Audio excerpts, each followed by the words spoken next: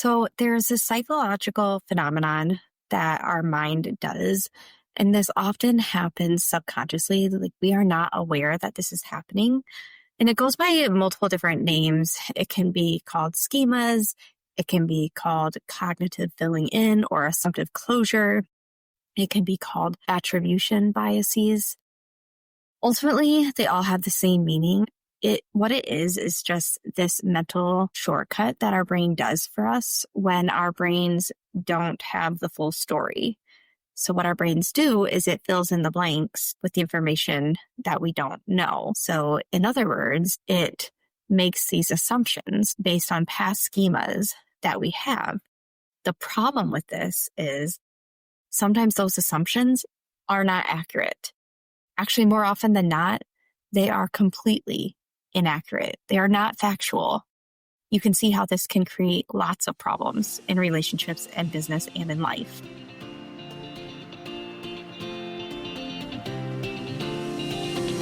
Welcome to Next Level You podcast. I'm Stephanie Dingbaum, your host, your biggest cheerleader, and your go-to girlfriend for real, raw, and uplifting conversations about leveling up in life. As a mental health therapist with over a decade of experience and a business coach helping women elevate their lives and businesses, I'm here to guide you through the mindset shifts, holistic practices, and manifestation tools you need to step into your most authentic, next level self. Whether you're here to ignite your personal growth, elevate your professional game, or simply rediscover you, this podcast is your invitation to dream bigger, go after your goals, and unapologetically claim the life you deserve. So grab your favorite drink, get comfy, and let's dive in. It's time to up-level, manifest, and glow. Welcome back to Next Level You podcast, you guys. Thank you so much for tuning in today. If you are viewing from YouTube, you'll see that I'm in a different location. Today, I am at my therapy office. I just wanted to come on and record this today because this has just been heavy on my mind lately. And it seems like it's a topic that just keeps coming up for me in multiple areas of my life. So what better way to talk about it than on the podcast? Because I'm assuming there are many listeners out there who are also dealing with this because it literally happens to all of us. So what I am talking to you guys about today is this psychological phenomenon called schemas or cognitive filling in or assumptive closure or attribution biases. Okay, before I dive in though, I do just want to say, so have you guys ever assumed that you knew what somebody was thinking and then later you find out that you were actually completely wrong? And then you feel bad. You feel guilt, like, oh, why did I jump to that conclusion? Or maybe I should have waited to have the whole story. Well, we've all been there. I mean, this is completely normal. This happens to all of us. This tendency is completely human. However, it can ruin relationships. It can burn bridges. And it can also be detrimental to your business if you're not careful and your business success as well. So I want to talk to you guys all about this cognitive filling in or this attribution bias and how this phenomenon can silently shape our lives if we're not careful. So I'm sure these terms are not familiar terms to you guys. So I just want to do a quick explanation or definition for each of these terms real quick. So when I say schemas, these are really just mental shortcuts that help us make sense of information quickly. So we have schemas for all different parts of our lives. We have, schemas based on what a marriage looks like. We have schemas based on what a family unit looks like. We have schemas for everything. Like I'm drawing a blank on other examples, but for literally everything in our life, okay, based on past lived experiences. So cognitive filling in or assumptive closure, this is when our brains fill in the blanks of a story that we don't fully know. So in another term that this goes by is attribution bias. This is when we assign reasons or motives to somebody else's behavior, again, without having the full story or without knowing all the facts. So now that you know those definitions, I'm sure you can recall a time or two where, or consistently where you had done this, because like I said, we've all done this It happens so quickly that we are not consciously aware that we're even doing it most of the time. And I want to bring awareness to this because it has proven time and time again to be detrimental. I hear it from therapy clients. I hear it from coaching clients. Most recently, I have a girlfriend that has admitted to me that, yeah, oh my gosh, I do this all the time. And that could be what's pushing away my ideal clients, my ideal customers. It's like, yeah, absolutely. That's the case. So some examples of what this might look like, just to give you a better idea of exactly what I'm talking about. Let's say a friend does not text you back day after day after day.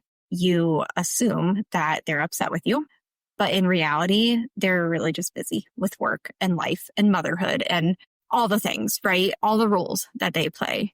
We do tend to think like worst case scenario, which I think I'm a unicorn in that way. Like I don't let myself think that way, or I try not to let myself think that way.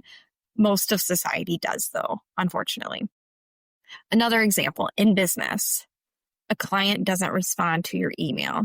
You've reached out to them a couple of times, crickets. So you write this assumption in your head that they hate your offer, that they don't want to work with you, that they're ghosting you. But the reality is they just haven't checked their email because life happens, life gets busy. Emails are so easy to put on the back burner. Okay, does this make sense to you now? Do you understand how this can be so problematic in both life and in business? Yeah, it's huge. It's huge how this is a problem that happens all the freaking time. We need to put a stop to it. Like it's a big problem. Okay.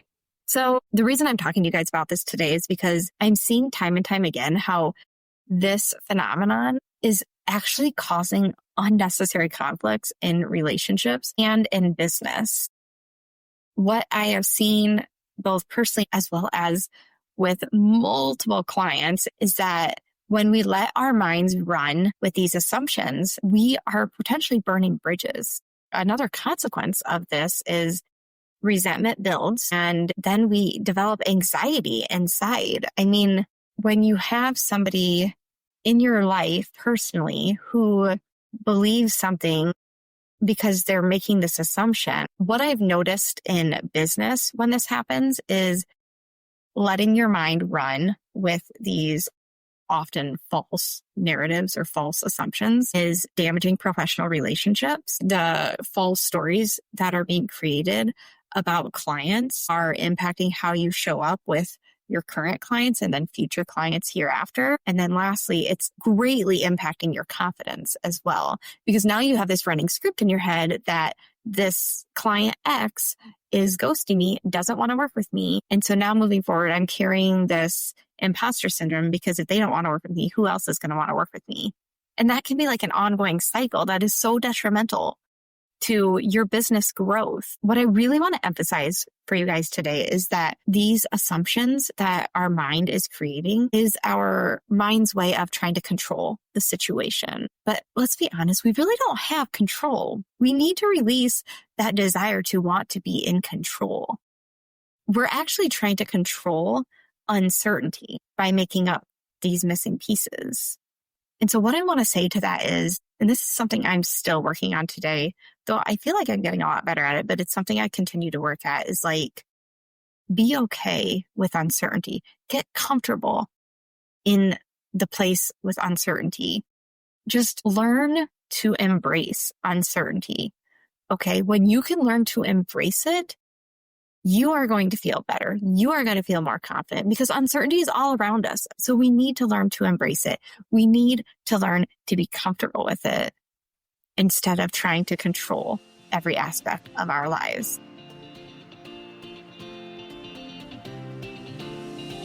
Are you 5'4" or under? If so, listen up. This ad is for you. Did you know nearly half of women in the US are petite? Yet, shopping for stylish clothes that fit perfectly can feel impossible. For years, I struggled with this. Shopping in kids sections, dealing with oversized arms, long pants, and wasted money on alterations. I hated shopping because nothing ever fit just right. Then I found Short Story, a clothing subscription box specifically designed for petite women. Short Story is rewriting the fashion rules for petites, offering clothes tailored for all sizes, shapes, and heights under 5'4". They even design their lines based on feedback from their subscribers, people like you and me. Here's what makes Short Story amazing. Each box is personalized to your measurements and style preferences, no more alterations or guesswork. You choose how often you get a box. You can do monthly, bi-monthly, or quarterly. Every box includes 7 items, and I usually keep around 4 to 6 of them because they fit so perfectly. Their styling quiz lets you share your budget, style preferences, and even your Pinterest board for inspiration. Yes, I have literally manifested my Pinterest wardrobe thanks to Short Story. And lastly, after each box, you can give feedback to make your next box even better. So imagine never having to shop in stores again, feeling confident at every event you attend, and knowing your clothes were curated specifically for you. I've been a loyal subscriber for 6 years now, and I promise it's been a game changer. If you're ready to uplevel your style and show up as the best version of yourself, then give Short Story a try today. And then a bonus for my listeners, you can use the referral link in today's show notes to waive the $25 styling fee on your first box. Let Short Story handle the hassle while you show up stylish, confident, and ready to take on the world. So why do we do this? Why do our brains make up these assumptions and fill in the blanks? Why can't we just be okay with missing pieces? Well, the reason our brains do this is because our brains actually crave closure. So whenever there's like an open loop in a story or a situation, that makes our brains uncomfortable. And again, we don't like discomfort. We shy away from discomfort. And so in today's modern world, where we are busier than ever before, busier than any generation before us has been, and with all the different roles that we play in our lives, from parenting to business owning to relationships, friendships, etc., our brains are using shortcuts to help us save energy. But when we're using shortcuts in all these different roles in our lives, again, this is so problematic to so many relationships in different areas of our life. And then you add in the factor of stress and overwhelm, something that a lot of us deal with from day to day. And your brain is even more likely to jump to conclusions when there's added stress or overwhelm on your plate. So again, we're not always aware that this is happening. Sometimes it's so subconscious that we don't even recognize it. But you can actually change that. You can actually be more aware that this is happening. So I want to talk to you about, first of all, how to catch it, and then we'll move into how to stop it. Okay. That self-awareness piece, that's huge. Let's start there. What I want to really impress on you guys is I want you to just start noticing when your brain is filling in the blanks. Okay. And when you start noticing this happening, I want you to ask yourself, do I know this as a fact, or am I missing information? Going back to that example of a friend not texting you back multiple days in a row, maybe you write this story, this assumption in your head that she's ghosting you, she doesn't want to talk to you, she's annoyed with you, whatever that story is, okay? Ask yourself, do I know this as a fact? Has she given me any indication that this is factual? If that answer is no, you're making an assumption, okay? Don't run with that assumption. I then want you to just really get curious about the situation, okay? Instead of assuming that this friend doesn't want to talk to you, what if you just got curious? What if you asked yourself, what else could be true here? That's when you could say things like, maybe she got busy. Maybe her kids are having a rough week. Maybe she's on her period this week and just doesn't want to talk to anybody. Maybe business is just slammed this week and she's struggling to balance it all. You know, there's so many things that you could get curious about here. Curiosity in general is going to be your friend in these situations because it's going to also help you to release that control a little bit. So get curious about what else could potentially be going on here. I then want you to pause and release control. You need to accept that sometimes you aren't going to have the full story And that's okay. You will be okay. Okay. We need to get comfortable again with uncertainty. So accepting that you're not always going to have the full story and you'll be okay without it. And then practicing communicating directly.